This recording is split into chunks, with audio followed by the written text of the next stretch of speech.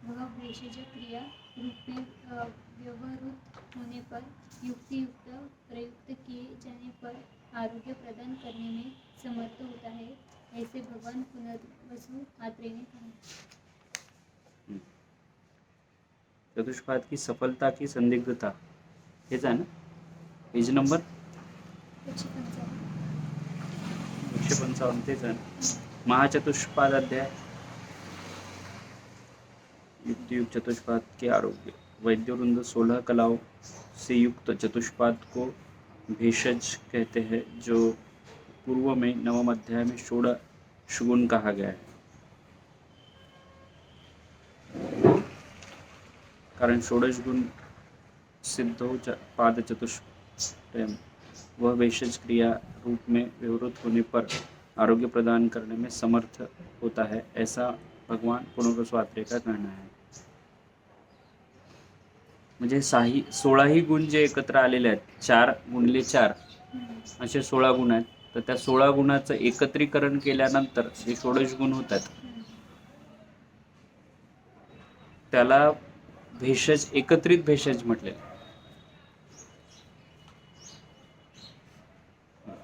पुढचं वाच। मैत्रेय की शंका। मैत्रेय कहते हैं, नहीं, ऐसा नहीं है, क्योंकि ऐसे बहुत से रोग देखे जाते हैं जिनके पास बहुत से साधन हैं, बहुत से परिचारक हैं, स्वयं में दृढ़ मनोबल संपन्न है और उनकी चिकित्सा भी कुशल वैद्यों द्वारा की जाती है तथा वे रोगमुक्त हो जाते हैं।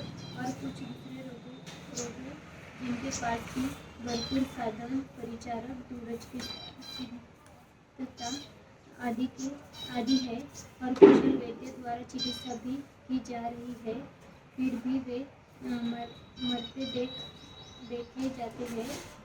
इससे यह प्रतीत होता है कि षोडश गुणयुक्त चतुष्पाद आरोग्य में कारण नहीं है, तो फिर चिकित्सा करना लाभदायक नहीं है। जैसे गड्ढे या तालाब में थोड़ा पानी डाले तो उससे कोई लाभ नहीं, उतने थोड़े जल से वह गड्ढा या तालाब भर नहीं जाता, अथवा भरा हो तो अधिक नहीं बढ़ता। और जिस प्रकार बहती नदी में एक मुट्ठी मिट्टी डाल देने से उसका प्रवाह नहीं रुकता, या मिट्टी के भारी ढेर पर एक मिट्टी डालने से वह ढेर अधिक ऊंचा नहीं होता, इसी प्रकार जो रोग निरोग होने लायक होता है उसके लिए थोड़ी सी औषधि उसे अच्छी करने में कोई महत्व नहीं रखती, और जिसको असाध्य रोग है वह चिकित्सा करने से जीवित नहीं रह सकता। दूसरी ओर ऐसे लोग भी देखे जाते हैं जिनके पास न साधन है, न परिचारक है, न आत्मबल है, और कुशल वैद्य की उनकी चिकित्सा करते हैं, फिर भी रोग मुक्त हो जाते हैं, और दूसरी ऐसी भी स्थिति में मर भी जाते हैं। इसलिए जब प्रतिकारक करने पर रोगी ठीक हो जाता है और मर भी जाता है, तथा प्रतिकार न करने पर भी ठीक हो जाता है तो मर जाता है, यह देखने पर तो विवश होकर सोचना पड़ता है कि भेषज अभेषज से विशिष्ट नाही होते। आपल्याला हेच प्रश्न पडते की बरेचदा काय होते की पेशंटकडे सगळंच आहे, पैसा आहे, त्याची करण्याची तत्परता आहे। आता हे प्रश्न आत्ता वाचला पण डोक्यात पुन्हा पुन्हा येत आहे की असं बरेचदा पाहायला मिळते की आपण खूप चांगलं निदान करतो, पेशंट पैसे द्यायला भरपूर तयार असते, पेशंटकडे त्याची सहायता करण्यासाठी लोकांची भरपूर रेलचेल असते, पण पेशंट जे आहे त्याच्या विशिष्ट काळापर्यंत जगतो, नंतर जगत नाही। म्हणजे चारी चतुष्पाद जे आहे, चतुष्पाद असूनही बरेचदा फक्त भेषज आणि अभेषज, भेषज शब्द चतुष्पादाला म्हटलेला आहे आणि अभेषज म्हणजे हे काहीच नसताना या दोन्हीमध्ये फारसा अंतर दिसत नाही। मग नेमकं औषधावर किंवा याच्यावर आरोग्य डिपेंड आहे का, असा तिचा प्रश्न मैत्रेयीच्या मनात आला आणि जे आपल्याही मनात येते, ठीक आहे ना। कारण की एक नाही असा हजारो पेशंट झाले असतील आत्तापर्यंत की ज्याच्या वेळेस असं वाटलं की यावेळेस पेशंटला नाही का आपण रिझल्ट देऊ शकतो किंवा हा पेशंट जाणार आहे, अशा दोन्ही कंडिशन पण त्यावेळेस पेशंट वाचला आणि तो चांगला पेशंट आहे, तो बरा झालेला पेशंट आहे, तो पेशंट शेवटच्या क्षणाला काही कारण नसताना जातो. तर हे जे द्वंद्व आहे किंवा हे जे द्विधा अवस्था आहे, ही नेमकी कशामुळं घडते याच्या प्रश्नाचं उत्तर मैत्रेयीला मिळत नाही. मग त्याचा प्रश्न असा आहे की अशा अशा कंडिशन तर दोन्ही वेळेस होतात. मग नेमकं चतुष्पादाचं महत्त्व काय येतं? चतुष्पादाबद्दल शंका येत आहे, तर ती शंका काळानुरूप आहे असं उत्तर पुढे येईल. तर याचं वाचू आपण आता पुढं काय होतं ते. अत्रेय द्वारा मैत्रेय की शंका का समाधान। हे मैत्रेय, आपका ऐसा सोचना असत्य है, अर्थात ठीक नहीं है, क्योंकि जो आपने यह कहा है कि 16 गुणों से युक्त चिकित्सा द्वारा उपचार किए जाने पर भी रोगी मर जाता है, वह ठीक नहीं, क्योंकि चिकित्सा द्वारा अच्छा होने वाले रोगी की चिकित्सा बिना कारण के नहीं होती। वे रोग चिकित्सा से ही अच्छे होते हैं। ऐसे भी नहीं है कि जो रोगी संपूर्ण चिकित्सा के बिना ही स्वस्थ हो जाता है, उनकी संपूर्ण चिकित्सा के लिए कारण विशेष अर्थात प्रयत्न की आवश्यकता नहीं है, क्योंकि जैसे कोई मनुष्य गिर पड़ा है और वह स्वयं उठकर खड़ा भी हो सकता है, तो भी दूसरा व्यक्ति उसको उठाने के लिए जब बल लगाकर सहारा देता है, तब वह शीघ्र ही बिना क्लेश पाए उठ खड़ा होता है। उसी प्रकार वे रोगी भी संपूर्ण अंगों वाली चिकित्सा की सहायता से बिना कष्ट पाए शीघ्र ही आरोग्य लाभ कर स्वस्थ हो जाते हैं। तिथे कर्माला महत्त्व दिले. सहकारी कर्म, सहयोगी कर्म आणि तो स्वतःहूनच स्वतःच्या असाध्यतेमुळे बरा होणारा जो रुग्ण आहे. कारण कोविडच्या काळात हे आपल्याला बरेचदा दिसलं की जे लोक कुठंतरी असहाय्य पडलेले आहेत, त्यांच्याशी काही लोकांचा संपर्क नाही आहे, ना त्यांना कोविड झाला, ना आरोग्याच्या बाबतीत कुठलीही त्यांना काळजी होती, तेही लोक विदाऊट कुठल्याही ट्रीटमेंटनी बरे होत गेले. आणि ज्यांना सगळ्यात जास्त सुविधा मिळत गेल्या, त्यांना हॉस्पिटलाइज केलं, खूप प्रोटेक्टिव्ह मॅनरनी त्यांच्यावर ट्रीटमेंट केली गेली, तर अशा कुठल्याच पेशंटला वाचवू शकलो नाही आपण. त्यामुळे दोन्ही स्थिती अशा आहेत की तिथं कॉमन माणसाला असं वाटत होतं की हे दोन्ही कंडिशन फारशा काही इम्पॉर्टंट नाही आहे. म्हणजे पैसा असला म्हणून जगत आहे बाबा असं नाही आहे, पैसा नाही आहे म्हणून जगत नाही असं आहे. तर ह्या दोन्ही कंडिशनचा जर विचार केला तर तिथं एक आपण म्हणू शकतो की चतुष्पादाचं महत्त्व काय आहे, तर त्या ठिकाणी सहयोग करणं किंवा सहकार्य करणं आणि कर्म आणि विनाकर्म या दोन्हीमध्ये जे त्याला बल मिळत आहे किंवा सहाय्य मिळत आहे, याच्यातून त्याची जगण्याची इच्छा वाढणं हे एकमेव इथं कारण दिसत आहे की बाबा तशाही कंडिशनमध्ये त्या पेशंटला चतुष्पादांनी ट्रीट करणं हे कारण त्याला सहयोगी किंवा सहकार्य त्याला मिळते आणि त्याची विनायास तो बरा होण्याची शक्यता जास्त वाढते. पॉसिबिलिटीजवर भर दिलेला आहे. मोस्टली पॉसिबल काय की मग तर आरोग्य किंवा चिकित्साची काही गरजच नसते. तसं असतं तर आपोआपच लोक बरे झाले असते. आणि तसा विचार केला, समजा प्राणी आणि माणसामध्ये आपण ह्या सगळ्या गोष्टी सुखसुविधेचा विचार करतो, प्राण्यामध्ये मात्र त्याचा तसं काहीच नाही आहे. झाडं निरोगी होतात, रोगी होतात, पुन्हा निरोगी होतात. इतर प्राणी त्यांना जर मनुष्याचा संपर्कच नसेल तर ते रोगी होत असतील आणि स्वतःहूनच निरोगी होत असतील, तर त्यांच्या बाबतीत घडणाऱ्या घटना माणसाच्या बाबतीत ही तशाच घडू शकतात का? तर हो, घडू शकतात. पण सहकार्यानं काय होईल आपल्याला तिथं माहीत नाही आहे की त्याच्यातल्या त्यात प्राणी एकमेकाला सहकार्य कसे करत असतील. त्याचं निसर्गाचा सहकार्याची भूमिका तिथं जास्त आहे, तर इथं माणसाला माणसाच्या सहकार्याची भूमिका जास्त.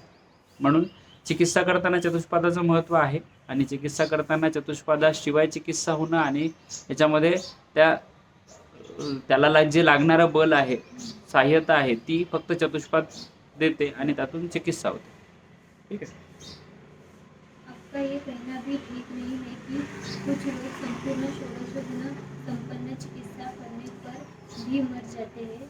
जो रोगी संपूर्ण चिकित्सा सुविधा उपलब्ध होने पर भी मर जाते हैं, वे सब के सब रोगी चिकित्सा द्वारा उपचार किए जाने पर अच्छे भी नहीं होते, क्योंकि सभी रोग चिकित्सा द्वारा साध्य नहीं होते। जो रोग चिकित्सा करने पर भी अच्छे होने लायक है, वे बिना चिकित्सा के अच्छे नहीं हो पाते। बरोबर, ठीक आहे ना. म्हणजे काही रोग असे असतील की ते चिकित्सेशिवाय बरे होऊ शकणार नाही. काही रोग असे असतील की जे चिकित्सेशिवायही बरे होऊ शकतील. पण याचा अर्थ असा नाही की चिकित्सा करायचीच नाही, है ना. चिकित्सा ही प्रधानता जरी नसली पण गरज असते पेशंटच्या बाबतीत. त्याला काहीतरी सहकार्य करणारं एखादी भूमिका घेणारं, सहकार्याची भूमिका घेणारं जे आहे आरोग्याच्या बाबतीत, तो चिकित्सक, वैद्य आणि हे चारही लोक आहेत. औषध वगैरे हे सगळे चतुष्पाद आहे, ते त्याला सहकार्याची भूमिका करतात. असाध्य व्याधियों के लिए षोडश गुणयुक्त चिकित्सा नहीं है, क्योंकि ज्ञान संपन्न वैद्य मरणोन्मुख रोगी को निरोग बनाकर उठाकर खड़ा कर देने में समर्थ नहीं होता. आणि तसं सांगितलं, असाध्य रोगाला तुम्हाला उगाच हात लावू नका. असाध्य रोगांवर प्रयोग करू शकता तुम्ही, पण ते असाध्य आहे की नाही आहे याचं जजमेंट आणि याचं निदान जोपर्यंत होत नाही तोपर्यंत ते ठरवायचं नाही. आत्ता जी असाध्यता सांगितलं जात आहे ती बरेचदा जी आहे ती फसवी आहे. ठीक आहे, साध्य असूनही त्याला असाध्य म्हणून ट्रीटमेंट करण्याची शक्यता जास्त आहे आणि म्हणून मग तशा ठिकाणी जे आहे पैशाचे व्यवहार जास्त होतात. मग तिथं मोहापायी किंवा धनलाभापायी जे आहे अशा पेशंटची ट्रीटमेंट केली जाते. ठीक आहे, पण आयुर्वेद किंवा जे वैद्यकशास्त्र आहे याच्यामध्ये नाही का खूप जास्त कन्सिस्टन्सीनी निदानावर भर केल्या गेल्यामुळे साध्य असाध्य खूप सोपं झालेलं आहे. म्हणजे त्याला आधीच कळू शकते की हे असाध्य आहे, कारण की एकाच पद्धतीने निदान नाही आहे, वेगवेगळ्या अँगलने निदान केलेलं आहे. आणि निदान करताना असाध्य, याप्य, कष्टसाध्य, सुखसाध्य असं कॅटेगरी करून त्याच्यामध्ये भर दिलेला आहे की सुखसाध्य, कष्टसाध्य आणि याप्य आजारावरच तुम्ही काम करा आणि त्याच्यातही असाध्यता दिसणारे सगळे लक्षणं असतील अशाला तुम्ही जे आहे त्याला तुम्ही आश्वस्त करा की बाबा असं असं होऊ शकते आणि त्याच्यानंतर ट्रीट करा. जर त्यातही साध्यता, कारण निदान प्रत्येक वेळेस तुमचं परफेक्ट असेल का, नाही असणार.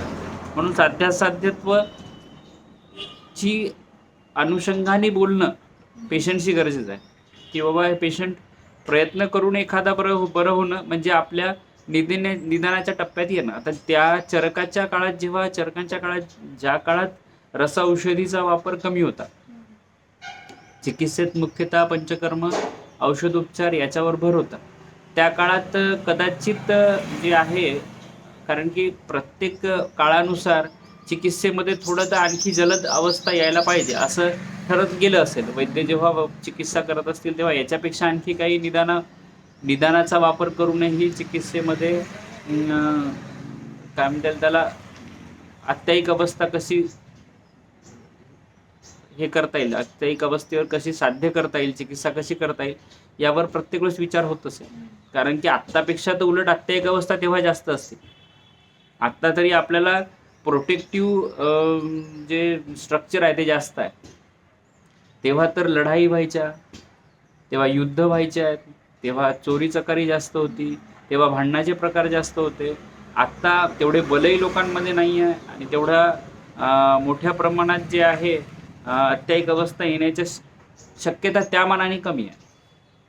त्या काळात तर हे सगळे जास्त असतील, म्हणजे त्या काळात आत्यायिक चिकित्सेवरच जास्त भर असेल. कारण की त्या काळात रुटीनच इतकं नॉर्मल होतं की त्यांना हे रुटीन आजार तयार करू देत नसतील. म्हणजे सर्दी, खोकला, ताप हे आजार तेव्हा त्या काळात जास्त नसतील. त्या काळात युद्धसदृश्य कंडिशनमध्ये महामारी कंडिशन जे असतील ते जास्त असतील आणि तेव्हा त्यांचं त्याच्यावर जास्त वर्क असेल. म्हणजे आत्तापेक्षाही ते जास्त स्ट्रॉंगली आत्यायिक अवस्थेवर काम करत असतील. मग त्यांनी प्रत्येक वेळेस विचार केला असेल की आत्यायिक अवस्था कशी आपल्याला टॅकल करता येईल, त्याच्यावर ट्रीटमेंट कसा करता येईल आणि त्या अवस्थेमध्ये औषधोपचार करून रिझल्ट कसा देता येईल. सध्याची परिस्थिती पाहता तरी असंच दिसते की आत्तापेक्षा त्या काळात आत्यायिक अवस्था जास्त होत्या. कारण युद्ध जास्त होते, धर्मासाठी, जागेसाठी, स्वतःच्या समूहाला वाचवण्यासाठी आणि एक सुरक्षा म्हणून, किंवा हिंसक प्राण्याचे तेव्हा प्रकार जास्त होते, जंगल जास्त होते. त्यामुळे त्यांना जसं प्रत्येक गोष्टी स्ट्रगल होतं, पाणी आणायचे तरी खूप दुरून आणायचं काम पडायचं, तुमचं शिकारी व्यवस्था होती. तर या काळामध्ये जास्तीत जास्त जे अवस्था असतील आजाराच्या त्या आत्यायिक असतील, इझी नसतील. इझी अवस्था तर आत्ता आहे, सर्दी, खोकला, ताप दुरुस्त करा, है ना. याच्यात काही मोठेपणा नाही आहे. तेव्हा तर हे आजार तर ते सहज जंगलातून जाता जाता दुरुस्त होऊन जात असतील, खाण्यापिण्याचे थोडे बदल करून. कारण तेव्हा अन्नच एवढं मिळत नव्हतं की त्यांना आजार होण्याची शक्यताच होती. म्हणजे आता काही गुपचूपच्या गाड्यावर गेले, गुपचूप खाल्ले, दुसऱ्या दिवशी सर्दी झाली, पायनॅपलचा ज्यूस पिला, आईस्क्रीम खाल्लं आणि नंतर त्रास झाला, अशी कंडिशन तेव्हा नसेलच. तेव्हा तुम्हाला साधारणतः एक वेळचं अन्न मिळवण्यासाठी त्यांना कमीत कमी 3 ते 4 तास शिकार करावं लागत असेल आणि नंतर मग ते एक दिवसाचं अन्न तयार करून खात असतील. म्हणजे तेव्हाच्या काळात ह्या गोष्टी खूप कमी होत्या आणि स्ट्रगल फॉर एक्झिस्टन्स जास्त असल्यामुळे त्या काळामध्ये सगळ्या आत्तायिक अवस्था जास्त असतील. तर त्यांनी त्या गोष्टीचा विचार केला. कदाचित हा प्रश्न तिथं जे आला की बाबा इतक्याच सगळ्या गोष्टी असूनही, आणि तेव्हा निसर्गानुकूल राहण्याची शक्यता जास्त होती, म्हणून ते आजार आपोआप दुरुस्त होण्याची पण कंडिशन होत असतील. आणि काही आजार साध्यता किंवा असाध्यतेच्या याच्यात जेव्हा येत असतील तेव्हा मग वैद्याला ते निदान करून ठरवावं लागत असेल की बाबा हे असाध्य आहे, होणार नाही आहे. मग तिथं ते आध्यात्मिक विचार किंवा मंत्रतंत्र याचा विचार करत असतील, त्या पद्धतीचं असेल. ठीक आहे, पुढे वाच. इसलिए साध्य थोडंसं समोर गेलं इथपर्यंत येऊ दे पुढे.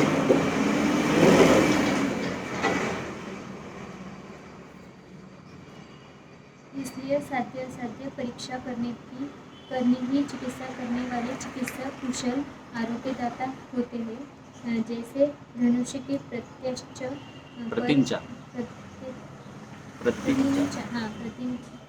पर बाण चढ़ाकर छोड़ने की कला में पारंगत योग्यज्ञ नित्य अभ्यास करने वाला धनुर्धर जब धनुष पर बाण चढ़ाकर खींचता है तो अनति दूर में स्थिति बड़े आकार के शिकार पर भी निशाना नहीं चूकता और मनोनुकूल निशाना लगा ही लेता है। उसी प्रकार वैद्य भी जब वैद्यचित समस्त गुणों में संपन्न होता है, उसके पास चिकित्सा के सभी उपकरण होते हैं और रोग साध्य है, यह अच्छी तरह से परीक्षा करके देख समझ लिया होता है तो साध्य रोग से रोगी को मुक्त कर आरोग्य संपन्न बनाने में सभी असफल नहीं होता। इसलिए यह कहना कि सही है कि चिकित्सा करना या चिकित्सा करने से विशिष्ट नहीं है। पुन्हा त्यांनी असाध्य आजाराकडे पण एक हे केलं की जसं कुशल वैद्य किंवा कुशल जो तिरंदाज आहे तो काय करतो की नुसतं एकच बाण घेतला आणि मारला आणि पुढच्याला लागला आणि ते निशाणा साधला गेला, असं तर होत नाही. ठीक आहे, त्याला प्रत्येक वेळेस जे आहे त्याचा अभ्यास करावा लागेल. जसजसा अभ्यास होत जाईल, जसजशा प्रॅक्टिस वाढत जाईल, तसतसं काय होईल, त्याची ॲक्युरेसी वाढत जाईल. जसजसं ॲक्युरेसी वाढत जाईल तसतसं त्याला असाध्य, पहिलेच तो स्थिर गोष्टीवर निशाणा पकडत असेल, मग चल गोष्टीवर पकडत असेल, मग अतिचल गोष्टीवर. मग शिकार करतानाही त्याला काय स्थिर गोष्टी आहे, म्हणजे हरण उभा राहिला मला बाण मार असं म्हणणार आहे का? नाही. तो पळणार आहे, सिंह जो आहे तो शिकारीत मग्न असेल आणि त्याच्या मागे धावताना त्याला बाण मारायचा आहे. म्हणजे अतिचपळ कुशल जो तिरंदाज आहे किंवा शिकारी आहे तो त्या कंडिशनमध्ये काम करेल ज्या कंडिशनमध्ये पॉसिबिलिटी कमी आहे.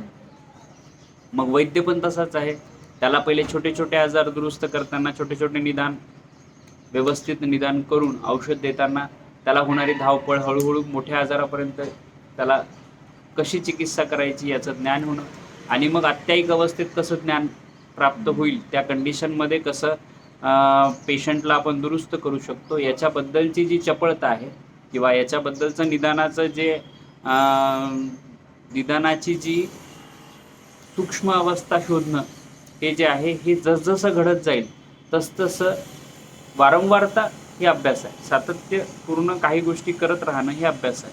सतत त्याच गोष्टीच्या मागं लागून ती गोष्ट पुन्हा पुन्हा पाहणं हे अभ्यास आहे. निदानाच्या बाबतीत तेच आहे. निदान जसजसं पुन्हा रिपिटेशन होत जाईल तसतसं आणखी ॲक्युरेट होत जाईल आणि आणखी ॲक्युरेट होत असताना अचूकता त्यात येत जाईल. मग निदानाची अचूकता ही औषधाची अचूकतेच्या जवळ जाते.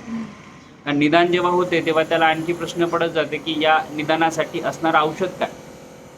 निदानावरच सगळं थांबते का? नाही. निदान तर एक पहिली पायरी, आणि पहिली पायरी चुकली तर शेवटच्या पायरीपर्यंत पोहोचू शकत नाही.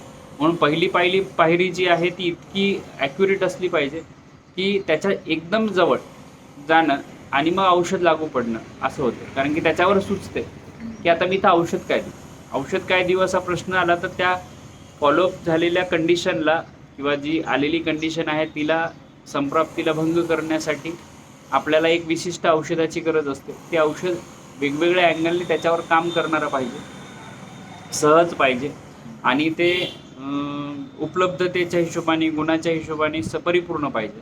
तसं औषध निवडून आजार दुरुस्त होतो.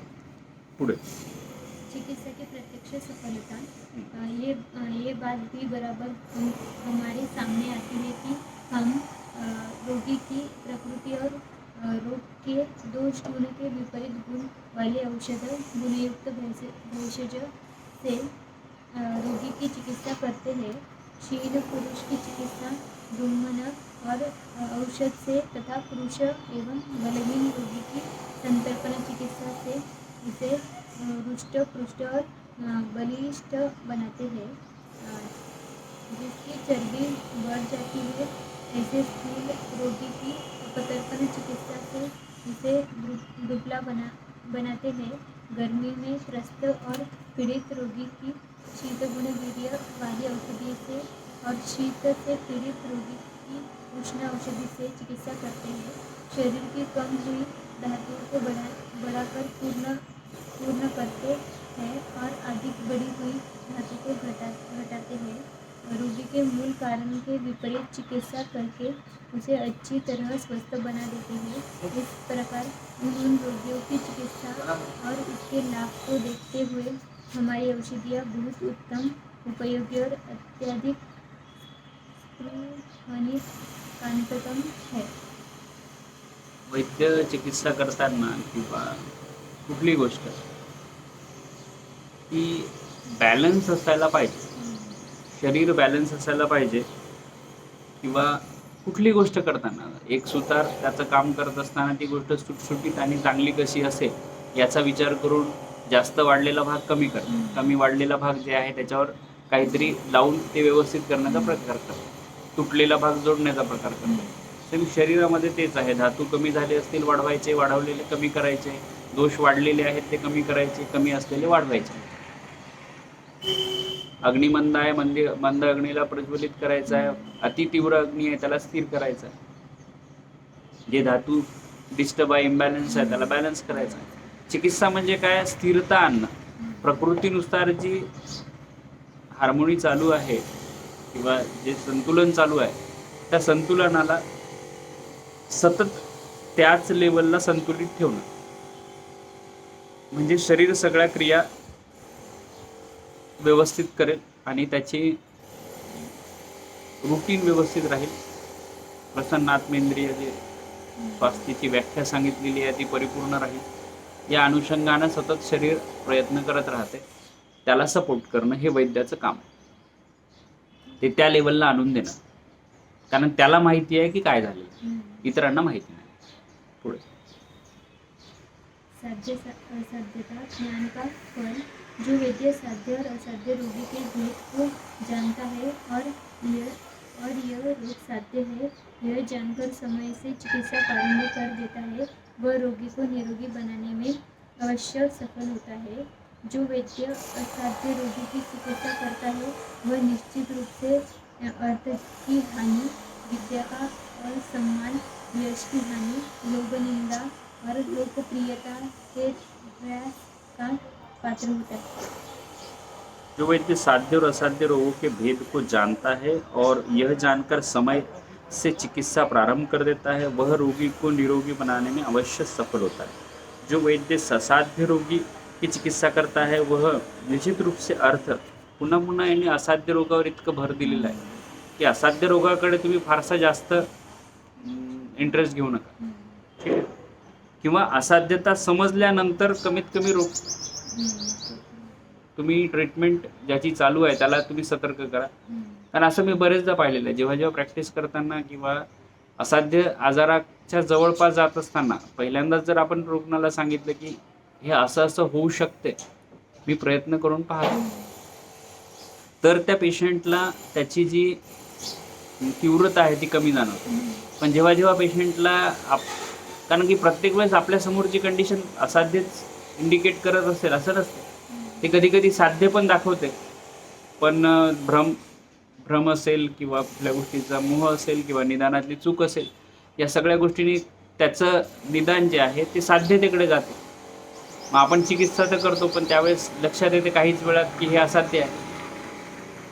त्यावेळेस मग जेव्हा पेशंटची रिॲक्शन असते ती संशयास्पद असते, की अरे माहिती होतं का, की माहिती नव्हतं, है ना? मग असे पेशंट आपले पेशंट कमी करतात. अर्थहानी रुग्णाची होते, पण विद्या आणि असन्मान, यश जी हानी आहे, लोकनिंदा किंवा लोकप्रियता जी आहे ती आपली कमी होते. कारण एक पेशंट 10 पेशंटला देतो, तसं एक पेशंट 10 पेशंट तोडू शकतो. आपल्याकडे येणारा जो पेशंट आहे त्याला जेव्हा कोणी दुसरा पेशंट सांगतो की नाही तुझा व्यवस्थित होते, तेव्हा तो जास्त कॉन्फिडेंटली आपल्याकडे येतो. आणि जेव्हा एखादा पेशंट त्याला सांगतो की यार मी गेलो होतो पण मला काही फारसा रिझल्ट नाही आला, पण डॉक्टर चांगले आहेत असं जरी त्यांनी म्हटलं तरीही तो पेशंट आपल्याकडे येतो. पण नाही तू जाऊ नको, काही उपयोग नाही आहे, नुसते पैसे घेते आणि ट्रीटमेंट काही करत नाही, असं जर त्यांनी आपल्याला एक शिक्का मारून दिला तर तो पेशंट तर आपल्याकडे येत नाही, पण दुसरा पेशंट जो आहे त्याच्यामुळे डिस्टर्ब होतो. असं होऊ शकतं. आणि शक्यतोवर कुठल्याही पेशंटसोबत वादविवादात अडकण्यात काही अर्थ नाही. त्या पेशंटला जर आपल्याला लक्षात येत आहे, थोडीशी चुणूक वाटत आहे की पैशामुळे किंवा त्याच्या स्वभावामुळे किंवा निदानाच्या चुकतेमुळे चूक झाल्यामुळे आपल्याला पेशंट रिस्पॉन्स देत नाही आहे, तर पेशंटला त्या क्षणातच तुम्ही पॉझिटिव्हली सगळं सांगा की या पद्धतीने तुम्हाला असं असं ट्रीट करत आहे, माझा प्रयत्न चालू आहे. त्यावेळेस तुम्ही पैशाकडे पाहू नका, पैसे थोडंसं दूर ठेवा, तो पेशंट तुम्हाला पॉझिटिव्ह रिस्पॉन्स देतो. त्यावेळेस जर आपण त्याच्या पैशाकडे जर लक्ष दिलं तर त्याचं फोकस आपल्याला मिळत नाही, त्याचा रिझल्ट आपल्याला मिळत नाही. आणि रिझल्ट कशाच्या अनुषंगाने मिळत नाही, पेशंटवर जरी निदान होत नसेल, पेशंट जरी असाध्य असेल, पेशंट जरी ट्रीट झाला नाही, चिकित्सा झाली नाही, तरीही व्यक्तिगत रिलेशन्स जे आहेत ते टिकले पाहिजे. पेशंटच्या नातेवाईकांना किंवा पेशंटला असं वाटलं नाही पाहिजे की फक्त पैशासाठी ट्रीटमेंट केली जात आहे आणि निदान म्हणून त्याच्याकडे लक्ष दिलं जात नाही, औषध म्हणून चिकित्सा केली जात नाही, असं त्याला वाटू नये. त्याला प्रत्येक वेळेस आश्वस्तता असली पाहिजे की आपली चिकित्साच होत आहे, आपल्या आजाराची चिकित्सा होत आहे, आपल्या पैशाची फक्त म्हणजे आपल्या काय म्हणतील आज जसं त्याला म्हणून की माल प्रॅक्टिस म्हणून किंवा त्याला फक्त याचा विचार करतात की पेशंटला लुबाडणं म्हणून, अशा पद्धतीचं कुठल्याही प्रकारची फसवेगिरी पेशंटसोबत होत नाही आहे असा त्याच्या डोक्यात सतत विचार आला पाहिजे. आणि त्याच्या डोक्यात कुठेही शंका येत असेल, कुठेही शंकाखोर पेशंट असेल तर त्याला ट्रीटच करू. ज्या पेशंटच्या डोक्यात शंका असेल डॉक्टरबद्दल, चिकित्सेबद्दल, औषधाबद्दल, त्या पेशंटला ट्रीट करू नये, कारण तो पेशंटही असाध्यच होतो. पहिलेपासूनच कुठेतरी निगेटिव्हिटी जर पेशंट ट्रीट करताना वाटत असेल तर शक्यतोवर पेशंटला ट्रीट करू. मग त्या औषधाच्या बाबतीत असेल, पैशाच्या व्यवहाराच्या बाबतीत असेल किंवा हे प्रॅक्टिकली कुठल्याही कंडिशन्समध्ये कुठेही जर मानसिक ताण जाणवत असेल पेशंट ट्रीट करताना, तर त्या पेशंटपासून थोडंसं दूर राहिलं पाहिजे. कारण काही पेशंट असे ऑरा घेऊनच येतात की त्यांच्यासोबत वाद होतात, ते काहीतरी किचकट पद्धतीने विचार करतात. मुख्यतः लेडीज पेशंट असेल, जेंट्स असतील असे काही की ज्यांच्यामध्ये थोडंसं त्यांचा स्वभाव तसा असेल. लेडीज पेशंटच्या बाबतीत ते फार ट्रीट करताना व्यवस्थित ट्रीट करावं लागते. जसे काही नियम आहेत की एकटीच स्त्री असेल तर तिला चेक करू नये, कोणीतरी फिमेल आपल्यासोबत असिस्टंट असायला पाहिजे, त्याच्यानंतरच चेक करायला पाहिजे. ठीक आहे.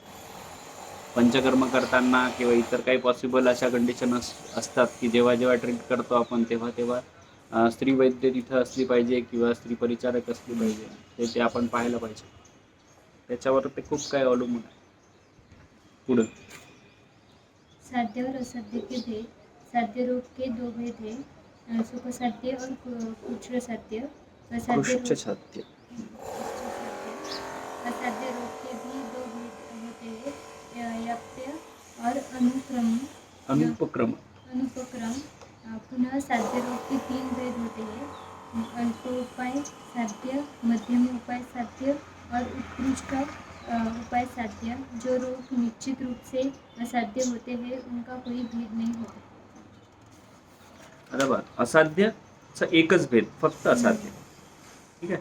असाध्यमध्ये याप्य अनुपक्रम्य, जे अनुप्रक्रम्य सांगितलेलं आहे ज्याच्यामध्ये चिकित्साच करायची नाही आहे असं क्लिअर कट माहिती आहे वैद्याला, त्याच्यात चिकित्सा करू नये. आणि तेही मी जसं त्या दिवशी बोललो की तुमचं कुठलीही कंडिशन असेल तर त्यावेळेस तुम्हाला हे पाहावं लागेल की